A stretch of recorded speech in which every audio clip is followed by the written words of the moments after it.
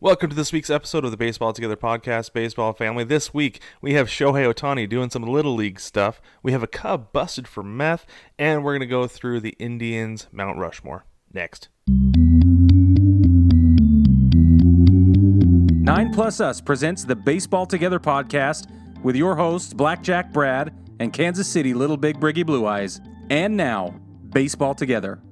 Welcome to this week's episode of the Baseball Together podcast, Baseball Family. I am Brad, and as always, to my right, I have Brig. Hi, Krabby. I've been wanting to say that for weeks. Should have done it in my little rascal voice. There you Sorry. go. Okay, go ahead. All right, Brig's here to some degree, but let's get started, Brig. Let's, like I said, we got a lot going on. We got some current events, and we're going to get into the Indians' Mount Rushmore this week. Let's start off with Shohei Ohtani of the LA or Anaheim Angels, whichever you prefer, of the geographically nondescript Angels. So, Shohei Ohtani is doing some Little League stuff. Like I said, he was batting leadoff this weekend while also pitching. And how's this? He went 2 for 2 with 5 strikeouts. Yep. This is the magic of spring training, my friend. Well, he says he wants to do it. He doesn't want him to DH for him. Well, we know what player wants and what owner and manager. I know, it's decide true. is best. Well, and I'm curious. I'm really curious if that's something like if they could DH for somebody in the lineup who happens to be maybe an offensive liability, and then make like some kind of double switch when Ohtani's done pitching, and then move him from pitcher to DH, and then take out that DH and put in say that it's the catcher, who I don't know who's catching for the Angels right now. But let's say that he's their offensive liability. They DH for him, bring in Ohtani, or make the switch to Ohtani as DH, and then bring in a different catcher. You know? Would that make sense? Yeah. I wonder if that would work. I don't. Because I know that if you put your DH in the field, then you lose it. You lose the DH for the game. You lose it. So Yeah, I wonder if they right. made a switch where they moved the pitcher to DH. You know? I don't know why that wouldn't work. I think our problem is we've never even heard of it. It's true. But you know what? If there's anybody, This is the first time since Babe Ruth we've had to consider this. and the DH wasn't even around then, was it? I don't know. I mean, so No. I wonder if that could work. And to be honest, if anybody's gonna try it, it's gonna be Joe Madden. Oh yeah, I was just gonna say the same thing. It's He's the guy who's. Mad Dog Madden. Is that I think what we we're should calling Mad that? Dog No, Madden. We should. It's official. But if anybody's gonna understand the legalese of the Major League Baseball rule book, it's gonna be him, because he's always pushing the limits anyway. Yeah. Right, and that's the thing is he'll get creative and he'll find a way to make magic happen, and people will say, "Now, hold on, wait a minute. You mean you're going to put all your infielders on one side of the infield?" He's going to say, "Yes, we are." Well, you can't do that. Well, Just did. Says who? I forced you. I just did, and guess what? It's been working for almost 20 I years. forced your power hitter to bunt down the third base line instead of hit over the fence. I win. So, Yeah, get over it. Yeah, I win. Yeah, no, that's something I do think. I think that's Yeah, something to he keep will. an eye on, though. See how they handle Ohtani, because he says he wants to hit more, and I don't think he would have signed with the Angels if that wasn't something they had talked about beforehand. Well, and not only that, but with the advent of this new opener thing we've been seeing all last season, this is just another great way to do that. Maybe he only comes in for 2 innings on the mound, and that's perfect application. I don't know. That's a pretty cool idea, It could be. though. Yeah, I had thought about that, because you got a guy with Tommy John surgery twice now. Exactly. He's not going to have a lot, but what he's got is awesome. Yeah, he's still got it, that's for sure. But yeah, you definitely don't want to overwork him. I don't feel like he's a guy you want to be your starter anymore for that reason. So, Right, but put him in an opener spot and going to do this double switch Yeah. thing could be pretty cool. I don't know. he Joe will Madden find a way, for sure. sure. All right, let's stay in the LA metro area, and let's talk about Trevor Bauer a little bit. L.A. So Trevor Bauer thinks the increase in the workload from last year to this year will be a problem for pitchers. And what he means by that is going from a year where there was only 60 games to a year where you have the full 162. It's funny that he's saying this because was it last year or 2 years ago he was wanting to go on 4 days rest? Yeah. So of all the people to go ahead. Well, they were in playoff contention then, and he was throwing rocket fire, right? Like there was nothing. He was unstoppable. Yeah. This is my thing with Trevor Bauer though, is that he's been like known as one of the hardest working pitchers in Major League Baseball. Not only that, but he's had, kind of his progressive and I guess liberal views on his workouts and things that he does to get ready for games. And he felt like he could go on 4 days rest. Was that because he was trying to increase his value? Was he trying to maximize his numbers for when his big payday came up? And now that he's gotten paid, he's like, well, I think every 6 days would be best. Interesting. No, that's a good perspective, Brad, and I think there's probably a whole lot to that. Yeah, that's a really great insight. I hadn't thought about it that way. My initial reaction to this statement that he made was, there's the old Trevor Bauer, right? There's the one we were annoyed with before we thought, well, maybe he's right. I don't know. And the Mariners are actually going to a 6-man rotation. I think they did it a little bit last year. I don't remember off the top of my head, but I know they're doing it this year, and I think that's part of it is because of the increased workload. Going, like I said, 100 extra games, giving those guys some time off. But also I think for them it's travel as well. It's something that Jerry DiPoto has toyed with the idea of over the last few years, that, give those starters an extra day off, and that helps with the travel load. So I don't know if that's something we're going to see more of across the league or what we're going to see, but it's something to think about. Again, goes back to the opener. Yes. Thing. Right? Like there's more creativity in the lineup and the starting rotation and middle relief and closing. And I mean, the entire way we're watching pitching evolve is we're right in the middle of it right now. Yeah. Because they're really trying to save those pitches. They're trying to save guys from going 6-7 innings. And, there are days where, I saw it when I was covering college, when we were in school and I was covering NCAA baseball, that college baseball teams will go with a full bullpen day, where it's you have your bullpen come out, everybody pitches 1 to 2 innings, and it's not something you saw with Major League Baseball. But I've seen teams do it, especially in the playoffs. Right. Yeah, for sure in the playoffs. So I wonder if that's something that they're. Yeah, and that's part of why the three. I was gonna say I wonder if that's part of the reason they're going with openers a lot more, so that they don't have to go with the bullpen day. That makes sense, but then you add the three batter minimum. Right, and I think you just plan on guys going the full inning as much as they can, right? Yeah, right. But if it can only be 1 or 2. Yeah. So will we ever get away from starters, Brad? That's the question. I don't think we will, because there are guys who you just want to try to go 7 or 8 innings. I mean, if I was a Yankee fan, I wouldn't want to see somebody come in for 1 or 2 innings and then have Garrett Cole come in the third and risking being behind. I would want Garrett Cole to come in from the first, announce his presence with authority, and intimidate that lineup from the very beginning, from the get-go. Right. So then the next implied question is, will we see that starting pitching length diminish? Will we go from, so it used to be starters pitched the whole game. Yeah. And then they pitched to 7, 8, and then they pitched, now we're looking at 4, 5 even, and if you pitch all the way through 5, like that's the magic number to get your win, Mm-hmm. but it's also we're dropping below that sometimes. Right, Often, yeah. I mean, actually. it's not uncommon to see a pitcher go 4 2/3. Because a lot of Exactly. the analytics. So do you Go ahead. think? Do you think it's going to go below that? Are we going to see?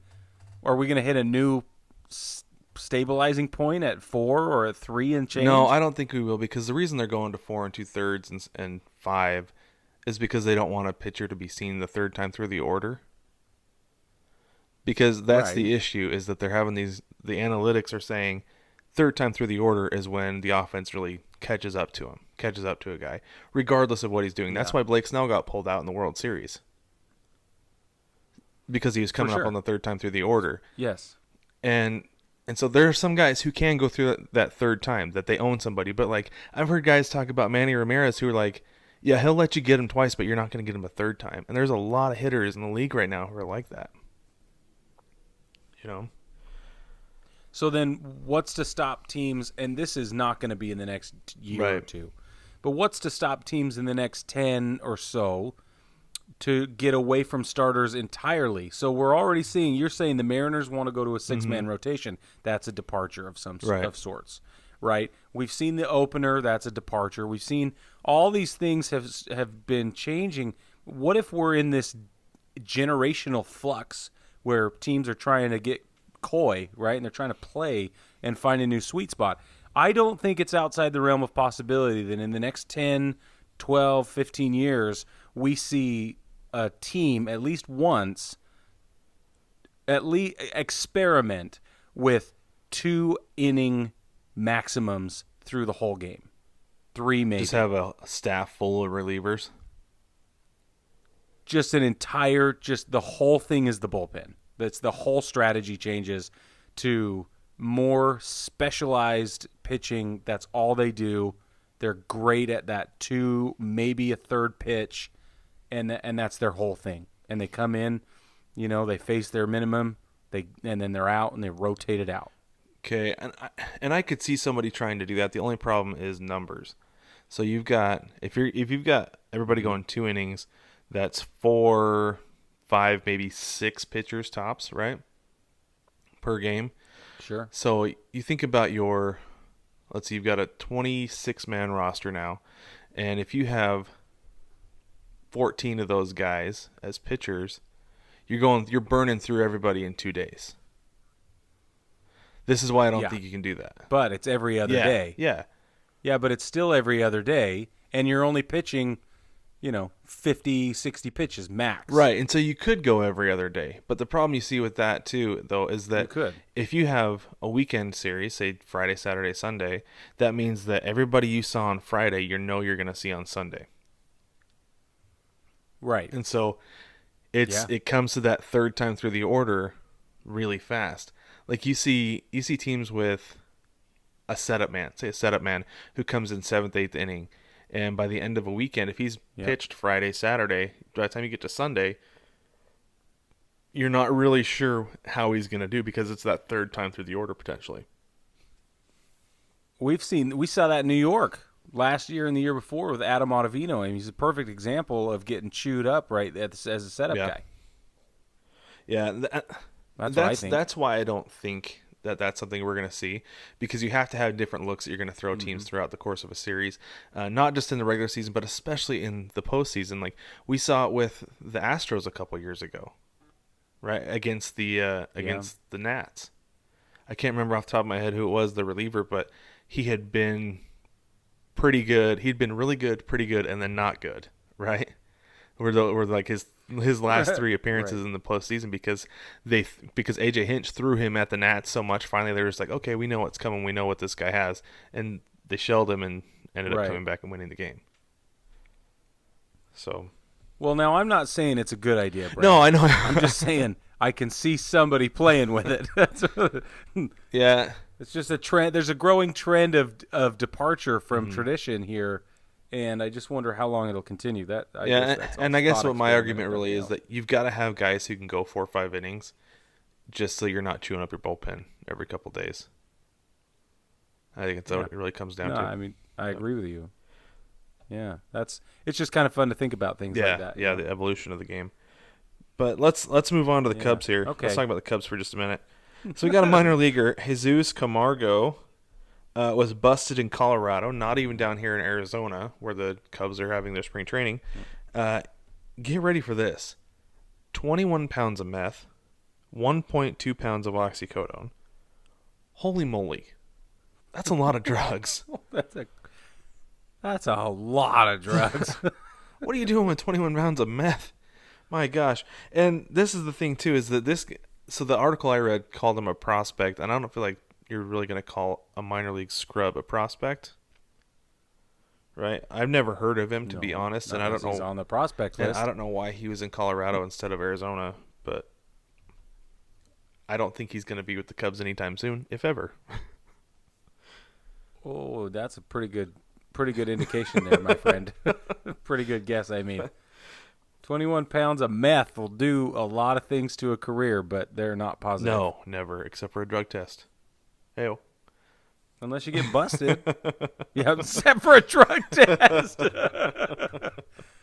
You pop hot in Operation Golden Flow, you're going to have a problem. That is positive. That's a positive test. You're right.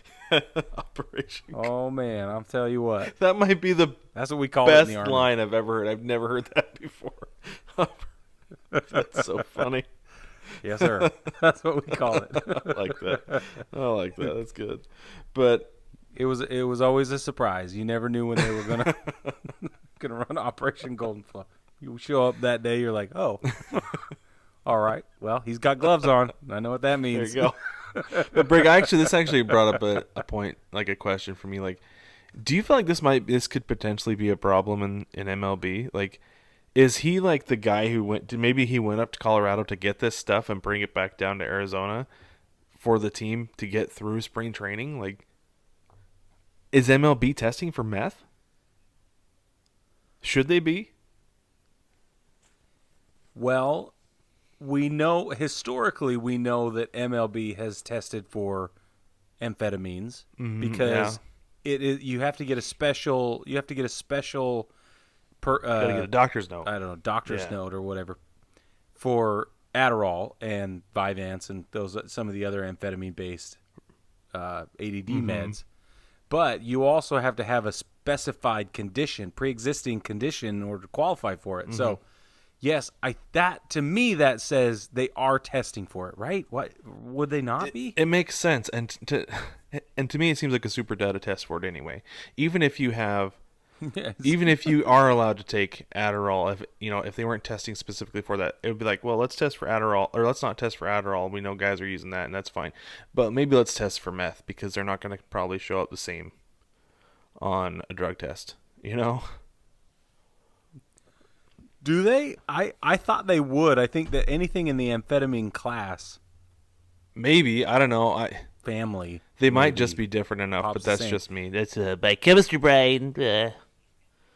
I don't know. A different molecule combination.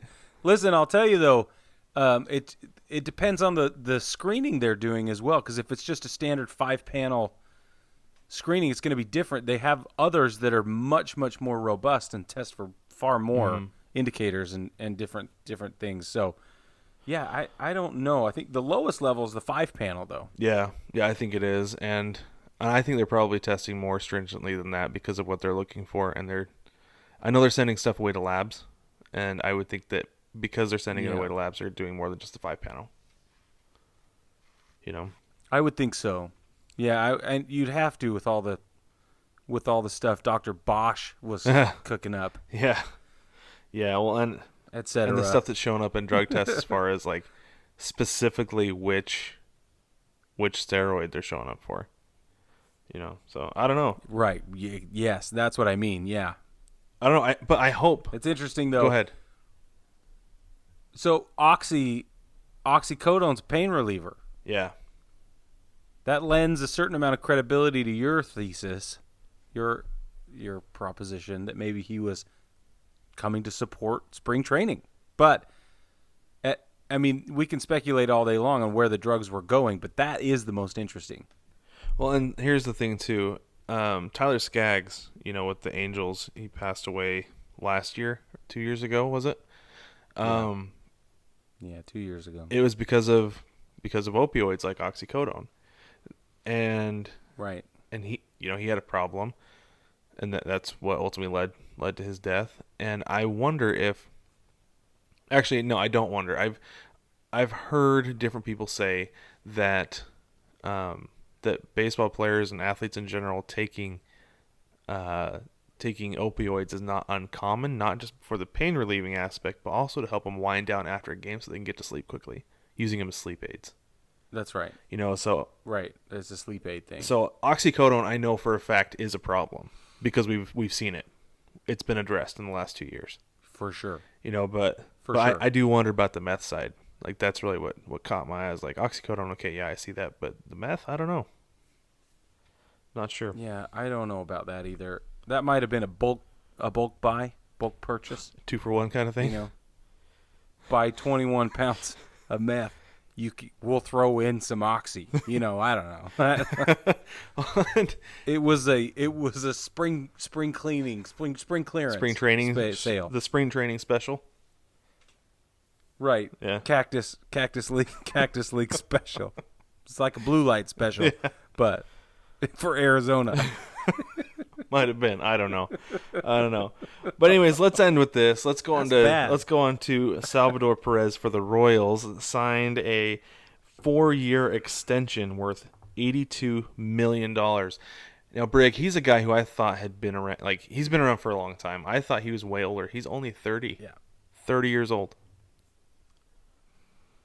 Yeah, but you're right. I mean, his career has taken somewhat of a decline. Yes, he's still a Gold Glover. And that's, well, is he? Yeah, I think he won the Gold Glove last year, didn't he? Did he really? Hold on. Let's find Am I out. thinking of the same person? All right. Anyway, if that's the case, then I'm far off or I'm thinking of somebody else because because he's got a 5th-year team option though, worth $13.5 million. Mm-hmm. And that includes a $2 million team buyout, right? Yes, it does. So that makes the contract worth about $95 million. Yeah, total 95, depending on how they play it, right? At that 5th year. Yeah. A team option for that 5th year at 13.5 is not so bad. So let's do the math. He's 30. You say that puts him at 35. That's a pretty good deal for him. Yeah, I would say so. Yeah. What does that break down to annually? Did you do the math on that? Annually? No, it's not even. I mean, it's not a. It's prorated and deferred and all that stuff, right? He's got a certain amount coming every year. Like, I want to say it's like 20, 22, and I want to say it. I mean, it's about $21 million, about $20 to $21 million a year, is about what they're doing there. So he did not win the Gold Glove last year. It was Roberto Perez with the Indians. But this is the thing, is that I do know that Perez has been hurt off and on over the last couple of years. Salvador Perez, not Roberto Perez. Salvador Perez. I thought I said Salvador. I know. Salvador Perez. Anyways. Oh, I was reading right. Roberto. But anyways. That's right. Salvador Perez has been injured over the last couple of years. So, right, like you said, he has taken a bit of a decline. But like you said, he's only 30. I mean, he's a good hitter. Yeah, but 30. So they could DH him. Yeah. Right, and that they have the option for that. Mm-hmm. Yeah, and I wonder if that's part of the reason they gave him the best 4 years of the 5th-year option.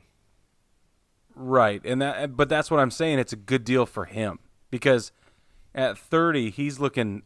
I mean, we're getting on the end of this thing for him, especially with the injuries and everything that's going on. Like, this is great. I hope the team gets as much out of him as he's getting out of them. Honestly, with this deal. Yeah, seriously. And I say that lovingly. I say that for the fans because that's what the Royals fans, they need that. They need somebody. They need the old Salvador Perez who really can deliver on all this. They need him to stay healthy. We don't want this to be a situation where he's just getting taken care of by the team because he's been, faithful soldier or whatever. That kind of mentality or whatever. I want to say he's like the last guy from that World Series team too. Right. because when Merrifield got to be retired, one of them, right? Yeah, I can't. I don't know anybody else who was on that team still. Yeah. So, but that lends itself to one of our favorite topics, which is the X Factor stuff, right? That clubhouse guy that knows how to win, can motivate the team, got some vintage. I think that's awesome. Mm-hmm. So, I mean, there's some value there in the deal as well. Yeah, and I think they know how to get it out of him. And like you said, good clubhouse guy for sure. I've never heard anything bad about him. So I think that goes a long way with it. But let's go ahead and take a break. When we get back, we're going to give our Cleveland Indians Mount Rushmore. Take me out to the ball game. Take me out to the crowd. Buy me some peanuts and Cracker Jacks. I don't care if I never get back with me. Root, root, root for the home team. If they don't win, it's a shame. For it's 1, 2, 3 strikes, you're out at the old ball game. Shop kids' baseball shirts at 9pluss.com.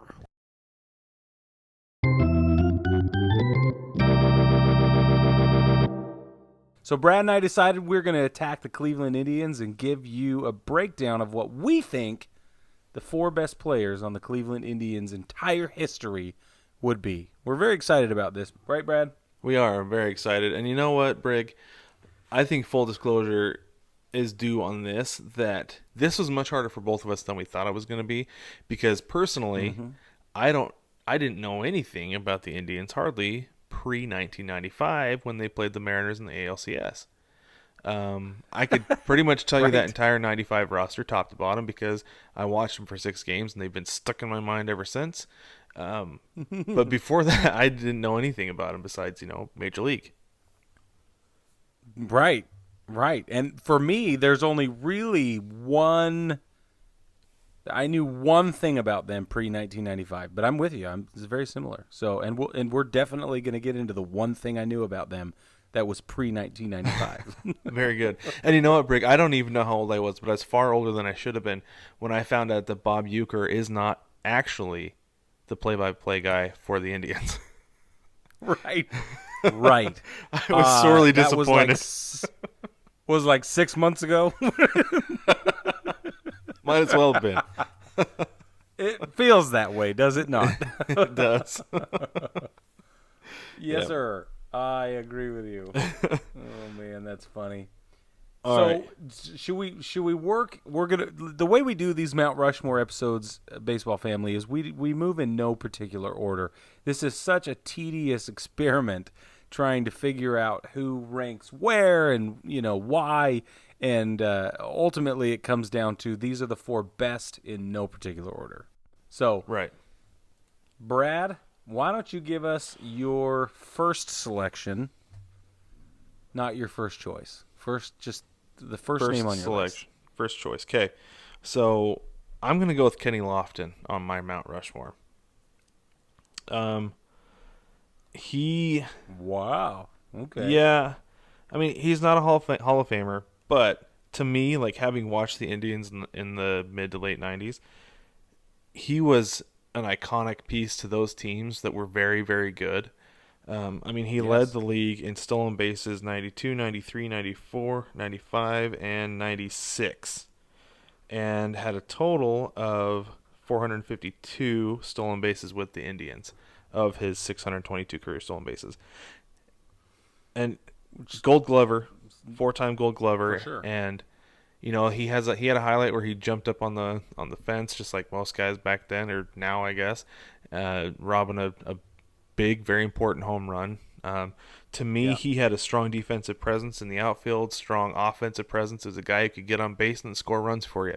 He was the Willie Mays Hayes of real life, That he was going to do it all for you. Right. The Willie Mays Hayes. Oh man, this is not going to be the last Major League reference of the night. No. Sorry, Absolutely. We already had 2.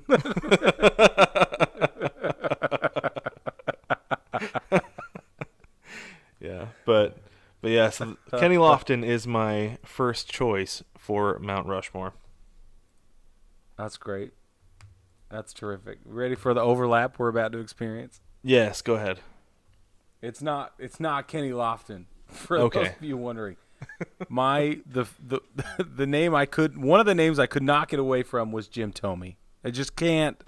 You can't talk about Cleveland without talking about Jim Thome, and I don't think that will come as any surprise to people. 5-time All-Star, Hall of Famer. He's Silver Slugger Award winner. 72.9 WAR.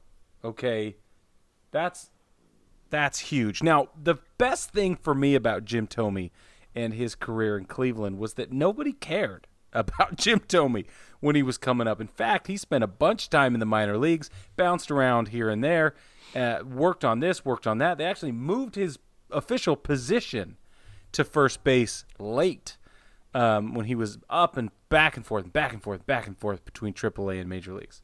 So for me, his kind of Cinderella story, his redemption, is as much of a testament to his career as his statistics are.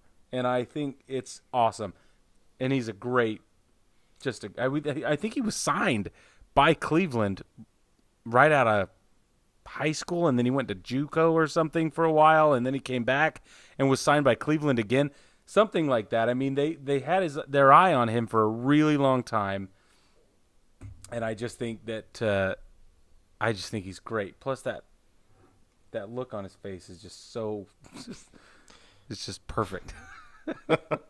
Right beneath Chief Wahoo, and I can't get into it, but if you know what I mean, you know what I mean. You know what I mean? I know what you mean. Because Brig, he was actually my next guy, the next guy on my list. Yes! Right. The overlap, for sure. And I knew you know it. what? Like you said, Hall of Famer, and one of the things that always drove me crazy, I hated Jim Thome as a player. Absolutely hated him. Because you knew that if he was up and the Indians or, later on the Phillies or whoever he was playing for, if they needed a home run, sure. if they needed a home run, he was going to hit it. Yeah. He did every time. He wouldn't do it otherwise typically because he wasn't like a big home run guy, which is funny to say because, he had seasons where he hit 49, 52, 47, 42. Yeah. But those are kind of outlier seasons. Like he was, a 30 home run guy and a 20 home run guy. But 25, 30, yeah. Yeah. But if they needed it, he always had it in him. Clutch player, man. Always had it in him. He was absolutely clutch. And I'd get so mad every single time he'd come up like, Kelly, they need a 3-run home run right now. He's going to hit it. I just know he's going to hit it. So, yeah, absolutely. Just based alone for me off the eye test, based on what I saw of the guy. And it's that speaks to our 95-ish progression with Cleveland, but again, it's hard to get away from it. The statistics speak for themselves. You can't argue with 72.9 WAR. You just can't. That's what the statistic is built for. Yeah, for sure. Yeah, I think Jim Thome definitely belongs on the Indians Mount Rushmore, 100%. Okay, Brig, we've done 2 of mine. Why don't you go ahead and do one of yours, and then we'll take a break. Okay. Now, I'm going to come at you with some kind of interesting statistics first before I tell you anything about this player, okay? Okay. Biographically, career WAR, 134.2. Just let that sink in. 134.2. We're talking 10,195 at-bats. 3,500 hits, 117 home runs, a lifetime batting average of 345. On-base percentage 428, slugging at 500, OPS 928. I'm talking center fielder Tris Speaker. Tris Speaker played from 1907 to 1928. 22-year career. And he was with Cleveland for, excuse me, let me get back to my notes here. He was with Cleveland from 1916 to 1926, so full 10 years with the club. And just during that period when he was with the club, he boasted a 74.19 WAR. So again, that was 1,500 games, 6,600 plate appearances, on and on and on. And the guy is just an all-star. I mean, come on. Seriously. Yeah. Those are legit numbers, especially during the time. Yeah, and For I mean, sure. this is dead ball era. This is dead ball. Yeah. So Yep. that's crazy. He led the league in games played in 1914, and in hits that same year, he led the game in doubles a bunch of years. I mean, we're talking 1912, 1916, 18, 1920, 21, 22, and 23. RBIs. He pulled in 130 RBIs in 1923, led the league that year. He was an MVP one time. He's in the Hall of Fame, 3-time World Series champion, batting title champion. Whew. I mean, if we had guys like this today, the game would be totally different. Yeah. I feel like these are insane numbers. So, Well, and it's crazy. You mentioned that because now you've got guys winning the batting title, but their teams don't win. exactly. Yes, it's astonishing. It's almost like everybody should get a trophy or something. It's almost like there should be a salary cap to protect the owners from themselves. I don't know. Nah, come on, Brad. It's almost like the know. collective bargaining agreement should be renegotiated at the end of the season or something. Along the same vein. Yes, very much With so. a suggestion like that. Come on now. All right, let's take a break. When we get back, we're going to have our 2 final Mount Rushmore guys each. I'm Jason. And I'm David, and we're the hosts of the Non-North Sports Podcast. We're the home of sports talk for everyone. Join us bi-weekly as we talk about the happenings in sports. You can find the Non-North Sports Podcast on Anchor.fm, Apple Podcasts, Spotify, Stitcher, and wherever else you find your podcasts.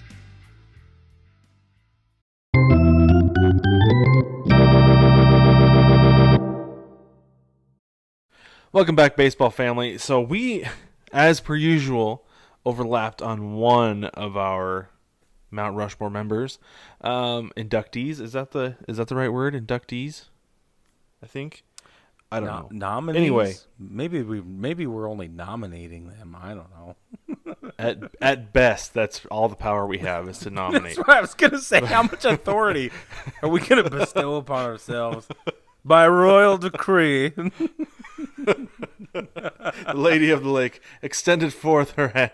Anyway, okay. All right, I went first last time, Brig. I want you to go first again. I know it's basically like you're doing 3 in a row, but I want you to do the next one. All right, I have no problem with that. I Okay. am gonna go with. In fact, I'm gonna tease you the same way I did last time. I'm gonna give you some statistics before I Okay. did anything. This player, standing 6'1", weighing in at 195 pounds. No, we got a career WAR of 107.3. Career batting average 338, 82 home runs. Now listen, 82 home runs, that's small. All right, I know that. But I like small ball. And we're going back to the dead ball era for Nap Lajoie. I wanted to guess it. I knew who it was because I have him too. Did you have Nap Lajoie as well? I have Nap LaJoy as well. Yes, No, I it's do. not LaJoie. No, it's Lajoie. LaJoie, are you sure? Yes, it's a French name. Also, I the call him pronunciation guide.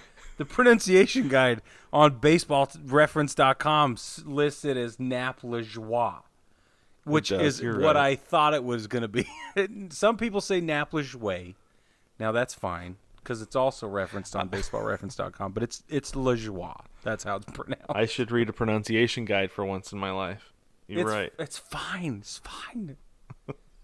But you had him too. He's your number 3 guy as well. Well, he was on the list. I was going to do him That's last. what I mean. but It was that's fine. the third one you were going to reveal.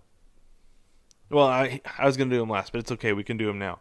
Let's do him now. So this is the thing. This is the thing that I have with Nap Lajoie, is that okay? Not only is he a Hall of Famer, he won a Triple Crown, 3-time batting title, but he was a player manager for the Cleveland Indians, and not only Right. that, but here's the thing. Let me pull it up real quick. I got to switch windows here on my phone real quick. So he was a player manager for a number of years. I say as I filibuster while I scroll down. He So he was a manager starting in 1905 and was a manager until 1909. And he was also a player during that time. And then he kept playing beyond. Looks like he was their best player in 1910, but he was the best player and the manager at the same time. That takes a lot of work. You've got to be really good to be able to do both of those and also be the best player. In let's see, I've got 1906, 07, and 09. He was the best player and the manager. Like Stunning. that's legit. That's legit. That's that's having insane. coached baseball, I can't imagine playing and coaching. No, for sure. And so he played with Cleveland from 1902 to 1914. And here's what kills me. He was age 27 to age 39 when he was playing for Cleveland during that period. So it gets even better. He played second base, first base, and shortstop during that period while he was a manager for part of it. Now, that's a utility infielder. Think about it. We have a utility infielder who's splitting time as a manager for at least a few years in there. He still manages a 79.96 WAR during that time period. I mean, this is crazy. Guy hit 34 home runs, drove in 919 RBIs just in his time in Cleveland. Stole 240 bags. Come on. It's insane. Yeah, This is that would be insane. like having Mike Trout manage, or Francisco Lindor, There you go. or even Mookie Betts managing the Dodgers. There you go. Yep, it would be. It's crazy. Well, no, it would be like DJ LeMahieu managing at the same time last season. There the you go. season before, winning the Yeah. Silver Slugger, nomination for Golden Glove. You know what I mean? In the runnings for MVP, all at the same time. yeah. Oh man. Yep. These Something names, else, man.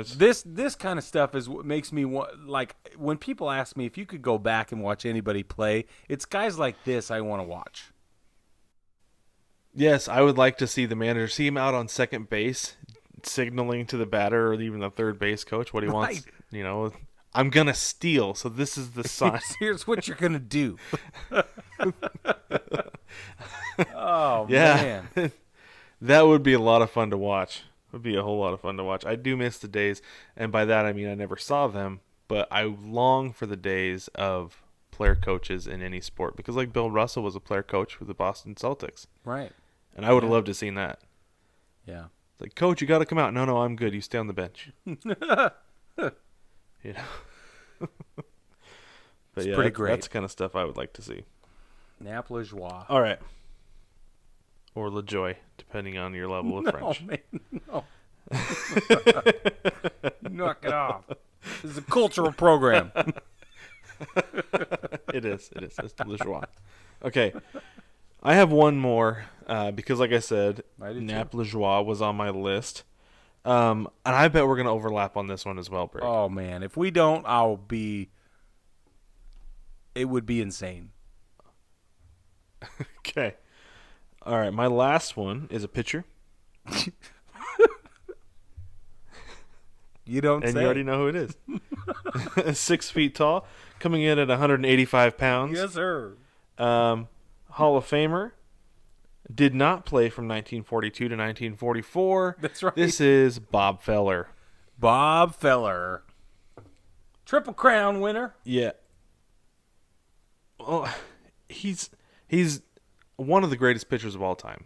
Oh, I mean, we man. both watched Fastball, the documentary Fastball, when they talk about Bob Feller and how hard he threw, how great of a pitcher he was. And you know, we've talked about pitchers winning the Cy Young and the MVP, and he was top 5 for the MVP, won 4 times. Yep. Triple You know, Crown and winner. Maybe he should have won it. 8-time All-Star, World Series in 1948. He won the ERA title and the Major League Player of the Year in 1 year. Just it's astonishing. But this is a great example of where WAR will come and bite you. He's got a 63.4 WAR. It's much lower than some of the people we've been talking about on this list. Career ERA Yeah, and I at feel like 3.25, pitchers are going to be that though. way. Right, exactly. And that's a career ERA at 3.25. Here's the where it big one makes for up you, the though, difference. Brig. Yeah, go ahead. Here's a big one for you, strikeouts. Starting in 1938, we had 240, 246, 261, 260. Took 3 years off. Looks like for World War II. Came back, pitched 1945, had 59 was all, but 1946 was right back at it with 348, 196, 164. And he led the league in all of those. Yeah, for seven. Played for 18 years. That's 7 seasons. Well, yeah. Not sorry, 7 I straight, scrolled but over. But yeah. 7 seasons Yeah, out 7 of his seasons. 18-year career, he led the league in strikeouts. Mm-hmm. Yeah. Woof. Yep. And in 1946, he started 42 games, had 36 complete games, 10 shutouts, and somehow did not win the MVP that year. I don't know how. Okay, you ready for this? He'd be a runaway with it for now, but yeah, go ahead. He threw 3 no-hitters, 12 one-hitters. That's insane. He holds the club record for strikeouts at 2,581, and he has a club record for innings pitched at 3,827.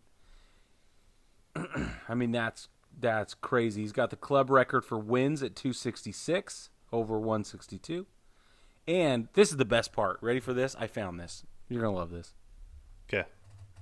The Indians signed, this is from ClevelandSportsTalk.com. The Indians signed Bob Feller as a teenager for $1 and an autographed baseball. Yep. That's right. He made his major league debut as 17 years old in 1936. And how did this is cheeky, how did his debut go? ? He struck out 15 batters. Of course he did. Oh, man. Okay, so That's crazy. That's crazy to think about. A 17-year-old doing that. You don't have. I mean, how many young kids go that long in their major league, face 15 batters in their major league debut now? No, please. And they're not 17, not even close. They're 21. No, not at least.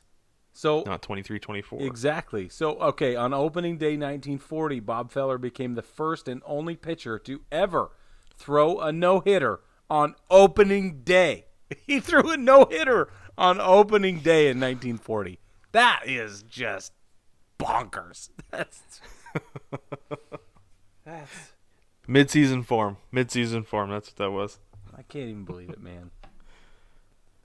He owns every pitching record in club history. Every single one.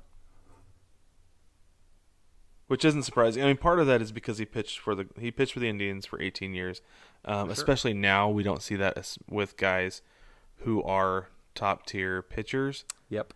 Especially with the Indians, because they actually said this week that they couldn't afford to build a team around Francisco Lindor, and that's why they traded him. Yep. So they're definitely not going to do that with a pitcher. They're not going to keep him around. But these club records are going to stand forever. These ones for Cleveland for sure. Oh yeah, never going to change. Yeah. Yep. Yeah, definitely. That they'll always be Bob Feller for that reason. Well, an 18-year career anyways, with the same team, that's also unheard of these days. Pretty cool. I love that. Yeah, it is. That doesn't happen often anymore either. We'll see it with Mike Trout, but yeah, I can't think of anybody off the top of my head who else that will happen with.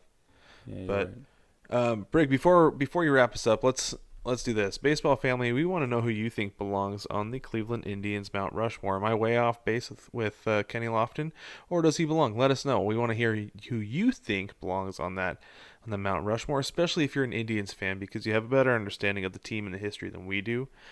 We did, obviously, a pretty superficial research based on our knowledge of 1995 and on, and what we saw statistically through the years. So let us know if there's somebody in that gap that we missed who belongs on the Mount Rushmore instead of, say, Kenny Lofton or even Jim Thome. I don't know. Let us know. Submit to the mailbag on baseballtogether.com. Don't forget to jump on the shop at 9plusus.com. It's NINEPLUSUS.com to check out all the gear we're wearing. If you're watching on YouTube, you can see I'm wearing my NC Dinos inspired Baseball Together t-shirt. It says Kachi Yagyu Hei, which says Baseball Together in Korean. Very excited about that. And we'll be bringing you more on the shop when things change. Things are changing. It's very exciting as well. And now that the season started, don't forget to jump on there and grab yourself something nice. For sure. Absolutely. And don't forget also to like, subscribe, rate, and review the podcast. Like I said, submit to the mailbag, send your questions in. We have a few that actually came in after, like, within an hour or two of us finishing our mailbag episode last time. That's right. So we're going to get to those. We're going to be getting to more mailbag questions here coming up soon. Submit to the mailbag, and we'll give you a shout-out. We'll answer your questions and your comments and your snide remarks, whatever you send our way. And Baseball Family, we'll catch you next week.